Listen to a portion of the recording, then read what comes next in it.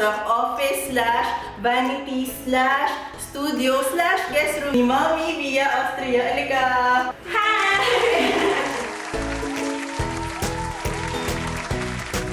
Ang plano natin dito sa room mo? Gusto ko medyo pwede rin siyang gawing guest room. Yes, yun na nga. Ang dami yung function, di ba? Yung maraming kahit saan ako pumunta, pwede akong mag-film. Pero hindi naman ako beauty vlogger.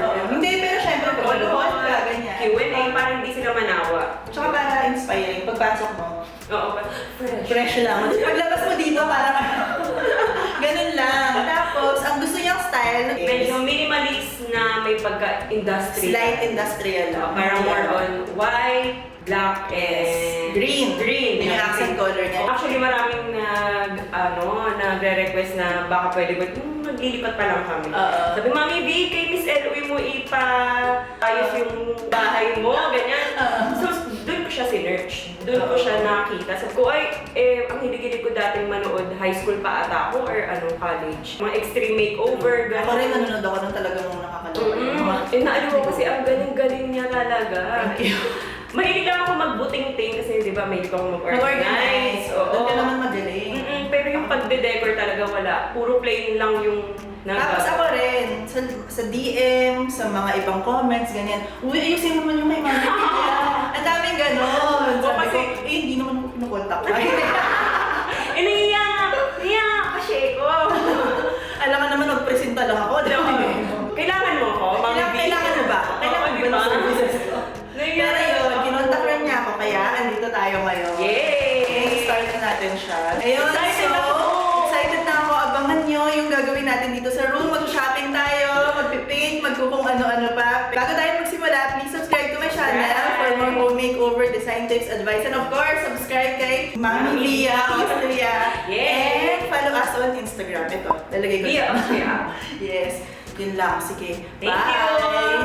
So, ito yung door papasok sa kanyang office. So, pag nakagaling ka sa door, ito yung view mo. Ayan, no? Ang ganda, ang liwanag kasi meron siyang dalawang window. Pero yun nga yung problema niya daw kasi masyadong pahaba tong space niya, rectangle siya. Ayan, yan yung mga gamit niya ngayon. Existing yung desk. Ito yung vanity niya. Meron siyang mirror dito. Then, dun sa dulo, meron kami dyan gagawing sofa area. Nandyan yung sofa bed niya. Para pag may guest siya, ito guest room na rin tong space na to. So, ayan, dyan yung magiging desk niya. Tapos magdadagdag kami ng storage, mga decor and shelf para maganda to for vlogging niya.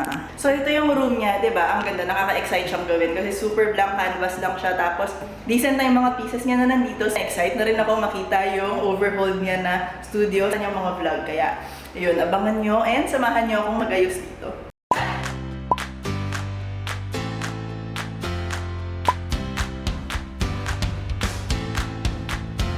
Vlog takeover muna ako para kay El. Check natin sila kuya. Ayan! Nakapag-pintura na sila.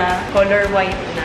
Tapos naglagay na sila ng mga pin light. Tapos nandito na rin yung magwa-wallpaper. Hi kuya! Ayan, nakauwi na sila kuya and ayun, mas lumiwanag siya nung ginawang puti. Kasi nung una, di ba, cream to. Na-excite na ako, El! Dumating na rin yung mga in-order ni El. Hindi ko na sinisili. Pero itong upuan, kita ko. Ayan, ito yung magiging office chair natin. Kaka-excite naman! Hindi ko pa rin ma-imagine kung anong balak ni El dito. Pero excited ako. I'm here na at Pia's house. Hello! Hello! So, mag-aayos na kami sa taas. So, nakaano siya dito. Sa baba lang siya. Bawal siya umakyat. Nag-edit ako para. Nag-edit. Parang daw Merong kumatay. may lock. So, may has na po Yes. doon. Tapos mamaya tatawagin natin siya para sa surprise. Yeah! Ito yung hallway nila ngayon. Ang dami naming gamit, oh. And, ito na yung office. Mag-a-arrange tayo today. Ito na yung wallpaper. Ang ganda, oh. Ayan. Hindi ako nakabalik nung nag-ayos sila. Pero ang ganda na yan. Nandito na lahat ng in-order namin gamit. Nag-paint na ng white tong walls. Andun na yung wallpaper.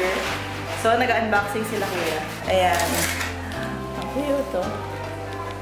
Nag-aayos na kami ng mga frames para sa wall gallery na gagawin namin. So, ayan. Ang dami namin binili. Tapos, nagpa-print ako ng iba-ibang mga photos. At saka in-edit ko siya actually para maganda yung color scheme natin. Nakuha lang namin online free yung mga pictures na to. So, eto. Pakita ko. Cute, oh. Tapos yan, bubuksan na namin yung mga pictures para malagay na namin tong mga to.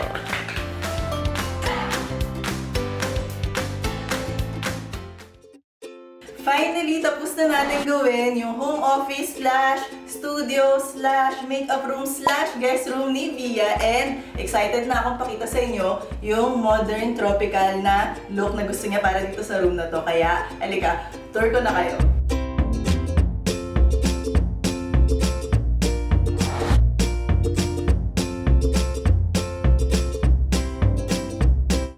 So, ito yung main door niya pagpasok ng room. Tapos, dito sa right, dito namin linagay yung kanyang desk. Itong desk na to, dito to nakalagay dati kung makikita niyo yung pwesto niya. Sobrang lalim niya, tapos parang hindi siya bagay doon dahil lang ang narrow ng room, tapos ang lalim nito, so sumisikip yung space. So, naisip ko na dito na lang siya best ilagay kasi nook to eh. Originally ata dapat closet to, pero hindi niya muna pinalagyan. So, buti na lang hindi niya muna pinalagyan ng closet. Perfect kasi yung desk dito. And dahil ito nga yung home office niya, ito yung pinaka-work area niya, gusto ko medyo ma-highlight siya ng konti. Kaya pinalagyan ko siya nitong wallpaper niya. Itong wallpaper, gold siya, white, tapos kasi sabi niya ayaw niya ng mga floral, lang yan ng leaves. Obviously, dahil tropical tayo, pero mas gusto niya ng geometric pattern. Kaya yan yung nilagay ko. Kasi interesting siya, pero hindi siya super flashy, hindi siya masakit sa mata. Kahit na medyo busy siya tignan, na umaangat pa rin lahat ng decor na nilagay namin sa kanya. Tapos, pinalagyan ko to nitong shelves para malagyan niya ng ibang items. So, itong chair, binili ko sa kanya dahil ang gusto niya daw is, ay yung typical looking na office chair, yung ano, so dapat medyo mas cute. So ito,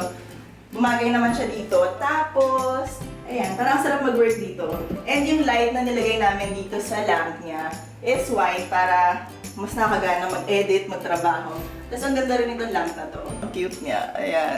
Then dito naman tayo sa kanyang makeup space, makeup area niya tong kabilang side.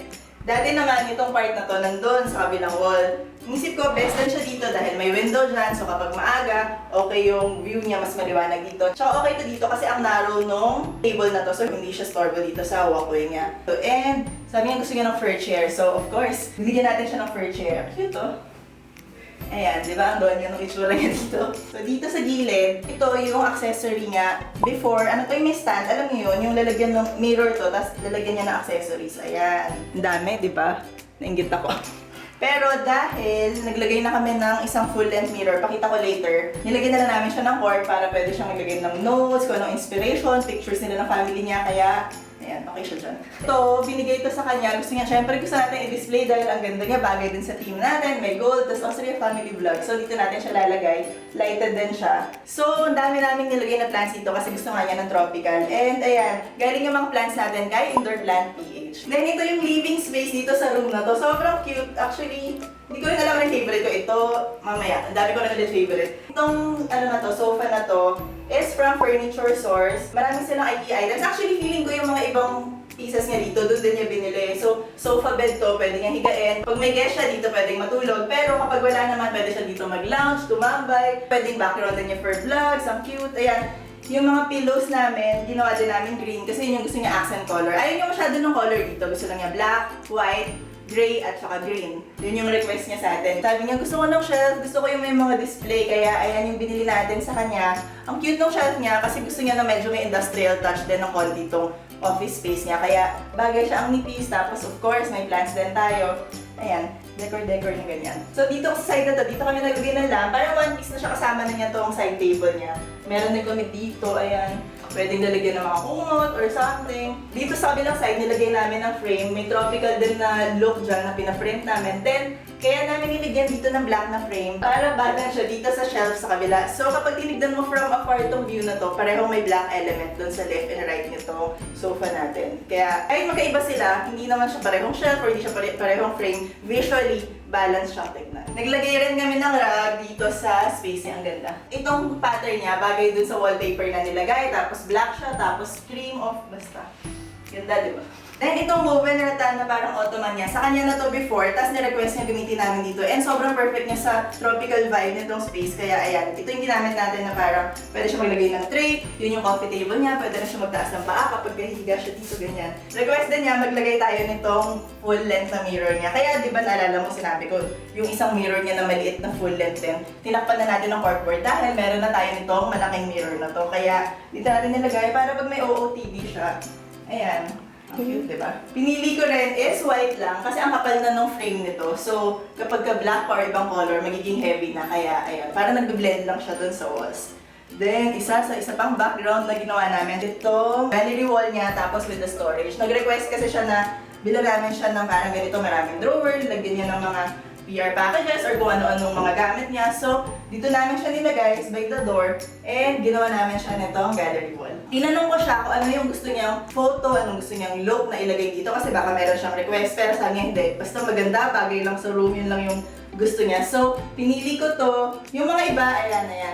Pinili lang namin sa online na free lang siya. Tapos yung iba, binili ko lang somewhere. Tapos binuo na natin siya para mabuo to, parang vignette na to.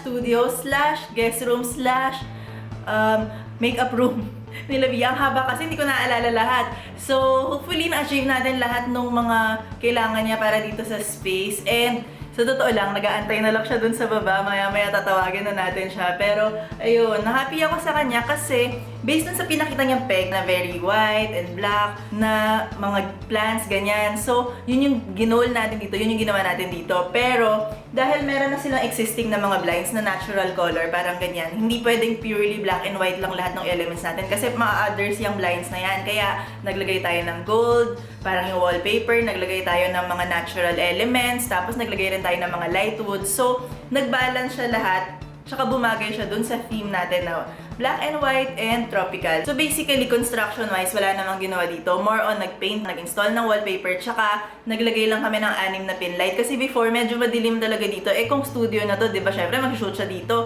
Kahit anong oras, gabi, umaga, dapat maganda yung lighting niya. Kaya, ayun, nilagyan namin siya ng light. And yung light natin is tricolor siya, parang may white. Sige, try natin. Pakita natin yung tricolor na light next.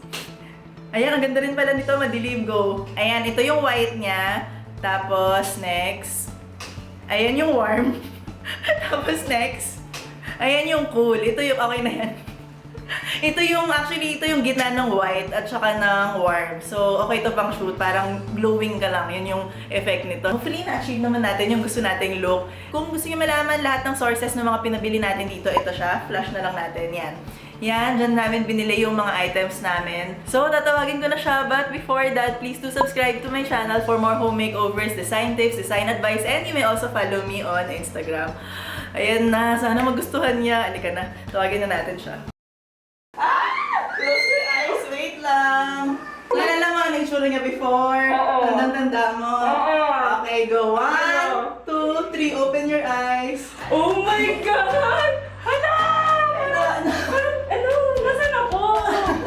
Ayan, meron ka rin yan. Hala! Hindi ko naisip na ganito yung gagawin. Sabi niya kasi noon, nandito na lahat ng items, nakikita mo na, di ba? Pero hindi mo pa siya na-imagine na magkakasama. Actually, parang sabi ko, parang naguguluhan ako sa mga binibili ni El. Hala, ito pala, ang ganda pala. Hala, ang galing. Ayan na siya! Ito yung mirror mo. So, Oo. pinalagay natin ng fork. Baka gusto mo maglagay ng mga photos niyo or memo or Hala! notes. Diba? Gusto ko ng ganitong tali. Parang feeling ko wala ako dito sa bahay. Ay, terno ka pa. Parang feeling ko hindi sa akin. Terno ka pa. Tapos ito, di pa sa'yo na ito. Ay, galing! Happy ka naman. Thank you! Sakto yung sinabi ko sa kanya, sabi ko sana maraming mga green, mga dako-dako. Oo, yun yung yan, sa silver bottle, naka-display dito para Oo nga. mag-work ka. Alam, galing! Ikaw na ba? Oh, happy ka. Oo, sobra. Sana hindi siya magulo ng mga anak ko, di ba? Bawal pumasok dito. May bad luck to. Mommy the only. Okay, okay. Isa-isa natin. Isa-isa sila. Go. So, 1. Ayan. Wow. 1. Ganda. Ang galing Oo mo. nga eh. Parang biglang nasa ibang lugar ka. Oo nga eh. Wala. Parang nag-travel ka sa Oo nga. Oh. Nag-teleport. Uy, bingo.